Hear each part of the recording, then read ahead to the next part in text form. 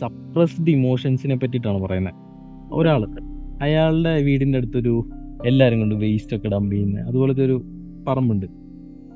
ഇയാൾ ഈ സ്ഥലം വാങ്ങിച്ചിട്ട് ഈ കാടും പടലും എല്ലാം വെട്ടി വൃത്തിയാക്കി, എല്ലാം ക്ലീൻ ആക്കി, കംപ്ലീറ്റ് ഒരു JCB ഒക്കെ കൊണ്ടുവന്ന് ഫുള്ള് ക്ലീൻ ആക്കി. എന്നിട്ട് ഇയാൾ തിരിച്ച് വീട്ടിൽ പോയി. പിറ്റേ ദിവസം ഇയാൾ അതിൻ്റെ മുമ്പിലൂടെ നടക്കാൻ ഇറങ്ങി. അപ്പോൾ ഇയാൾ നോക്കിയപ്പം ഒരു ഗ്രൗണ്ടിൻ്റെ ഒരു സൈഡിൽ പൊങ്ങി നിൽക്കുകയാണ്. അപ്പോൾ ഇയാൾ അത് പിടിച്ചിങ്ങനെ വലിച്ചെടുത്തു. അപ്പോൾ നോക്കിയപ്പോൾ ഇതിൻ്റെ അടിയിലേക്ക് കുറേ പ്ലാസ്റ്റിക്കിൻ്റെ ഒരു ലെയർ തന്നെ അടിയിലേക്ക്. അപ്പോൾ ഇയാൾ എന്ത് ചെയ്തു? ഇയാൾ വീണ്ടും കുറേ ആൾക്കാരെയൊക്കെ വിളിച്ചു വരുത്തി ഇതെല്ലാം ക്ലീൻ ചെയ്യിപ്പിച്ചു. അപ്പോൾ വന്നിട്ട് അയാൾ വീട്ടിൽ പോയി. പിറ്റേ ദിവസം ഇയാൾ ഈ സെയിം റൂട്ടിൽ നടക്കാൻ ഇറങ്ങി. അപ്പോൾ നോക്കിയപ്പോൾ ഇതുപോലെ തന്നെ ഒരു പ്ലാസ്റ്റിക്കിൻ്റെ ഒരു പീസ്. ഇയാൾ അതുപോലെ തന്നെ ചെയ്തു. അതുപോലെ തന്നെ വീണ്ടും പ്ലാസ്റ്റിക്കിൻ്റെ ഒരു ലെയർ അടിയിലേക്ക്. ഈ ലെയർ ക്ലീൻ ചെയ്ത് ഒരു 2-3 ലെയർ പ്ലാസ്റ്റിക് അടിയിലേക്ക് ഉണ്ടായിരുന്നു.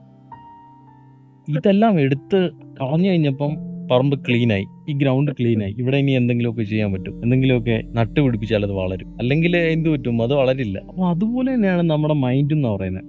ഒരുപാട് സപ്രസ്ഡ് ഇമോഷൻസ് എല്ലാം നമ്മുടെ മൈൻഡിൽ കിടക്കുവാണ്. നമ്മൾ ഈ കാര്യങ്ങളെല്ലാം എടുത്തു മാറ്റി ആദ്യം അതൊന്ന് ക്ലീൻ ആക്കിയാൽ മാത്രമേ നമുക്ക് അതിൻ്റെ മുകളിൽ എന്തെങ്കിലും വളർത്തിയെടുക്കാൻ പറ്റത്തുള്ളൂ എന്നുള്ളതാണ് ഫാക്റ്റ്.